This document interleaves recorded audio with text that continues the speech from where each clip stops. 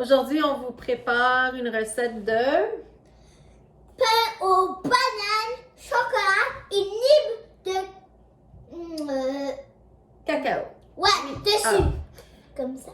Oui. Alors, c'est un pain aux bananes. On fait souvent ça à la maison. On a remplacé le beurre avec de l'huile d'olive, que je trouve qui est comme mieux pour la santé. On met du bon chocolat. Le chocolat, ça peut être quelque chose qui n'est pas considéré mauvais pour la santé.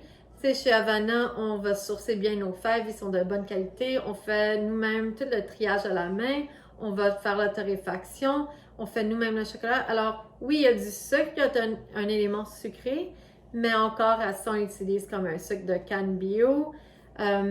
Et c'est tellement comme un produit santé, le cacao, qu'à un point, il faut juste bien doser ça. Mais chez nous, c'est pas quelque chose que j'enlève des mains des enfants. C'est quelque chose qu'on mange quand même assez régulièrement, le chocolat, sans avoir de soucis. Alors, pour commencer, Félix va commencer à écraser les bananes. Ils sont dans ce bol, 3 bananes, et il va les écraser avec juste un petit outil pour écraser des patates pilées. Alors, tu peux commencer avec ça. Ouais, mais je peux utiliser Oui. un truc. Le chocolat, c'est vraiment bon pour toi, oui. Maman l'a déjà dit, mais juste pour vous assurer.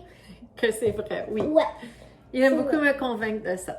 Alors, moi, pendant ce temps, j'ai rajouté ma farine de tout usage. Peux-tu mettre? Oui, tu vas rajouter. Après ça, j'ai la farine de... Ben, la recette dit de blé entier. Nous, on aime beaucoup la farine d'épeautre. Pour nous, c'est interchangeable. J'aime beaucoup la farine d'épeautre. Elle est très bonne pour la santé. Alors, tu peux y aller, Félix. Exactement. Après ça, on a le sucre de canne biologique. Tu veux la rajouter? Oui. Beaucoup. Et on vous a choisi quand même des recettes qui sont assez simples à faire à la maison avec des enfants. Alors, 2 bols, un fouet, une cuillère, très simple. Ça va être notre poudre de baking soda. Je sais pas comment ça s'appelle, mais on va le mettre. C'est une... Attends, je vais aller chercher là-bas. Attends. On pourrait peut-être Ah oui, le bicarbonate de soude. carbonate Vas-y, de Félix. soude. Mais de la carbonate. Et un quart de cuillerée à thé de sel. Et moi, je on va tout brasse. mélanger avec le fouet. Et on va mélanger, j'ai pris du chocolat. C'est à peu près une tasse de chocolat cassé, comme ça. Aujourd'hui, je prends du chocolat Tumaco. Ça vient de la Colombie.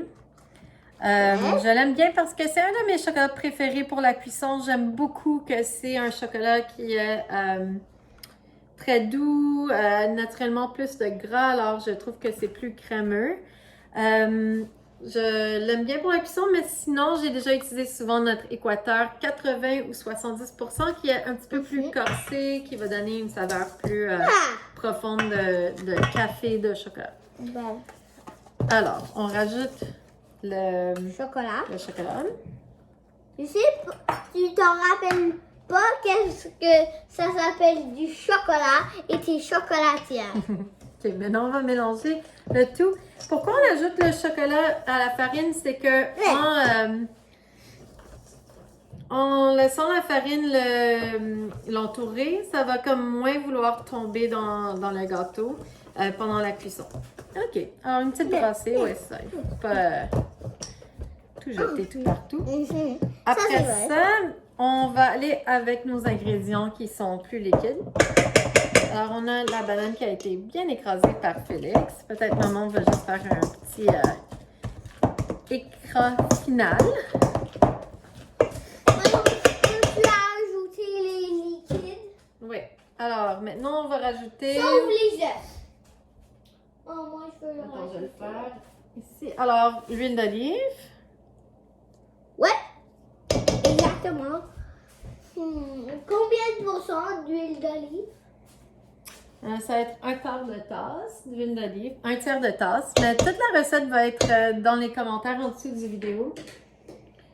Et du yogourt, ça c'est du yogourt. Ça, on a mis, ça c'est un quart de tasse de yogourt. Ouais. Un quart de tasse.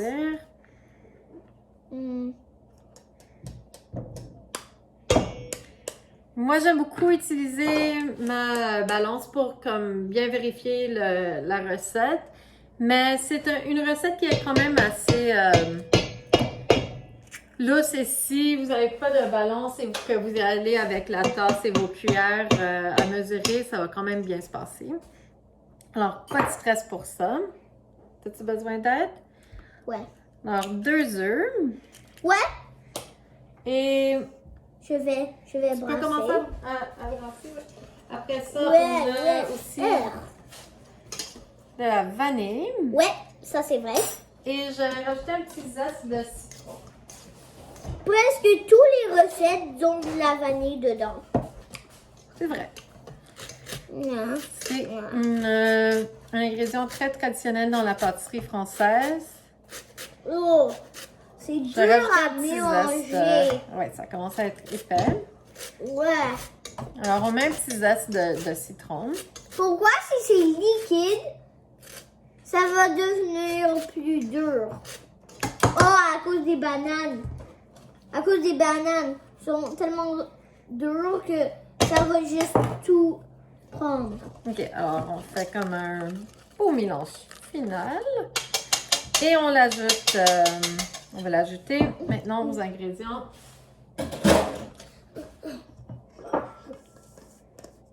Ah oui, on va ajouter, excuse-moi, les ingrédients liquides aux ingrédients secs.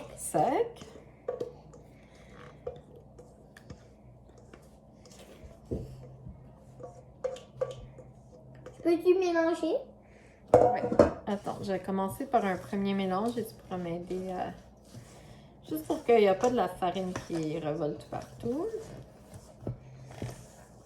Alors, comme vous voyez, ça se mélange vraiment facilement.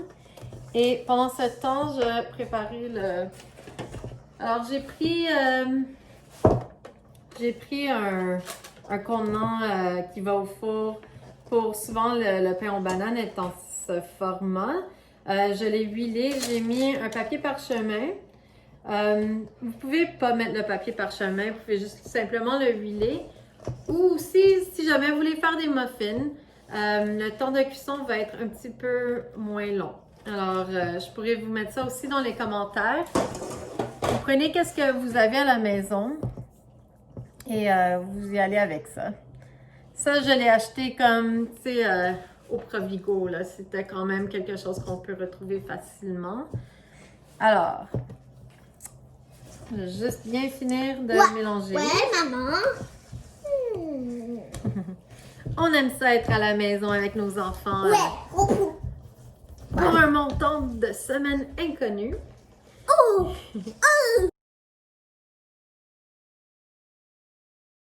Je vais mettre des nips de cacao pour décorer le dessus. J'aime le petit crunch qu'on a en le mangeant et le petit goût de cacao. Les nips de cacao sont très hauts en fibres et en différents minéraux. Alors, j'aime bien les rentrer dans la diète de la famille quand j'ai l'opportunité. Puis eux, ils trouvent que ça goûte comme le chocolat, ils se rendent pas compte nécessairement. Alors, je le mets dans beaucoup de choses. Sur les yogourts avec d'autres noix et comme un peu de miel, ils aiment bien ça. Alors, c'est ça. Et je le mets dans le four.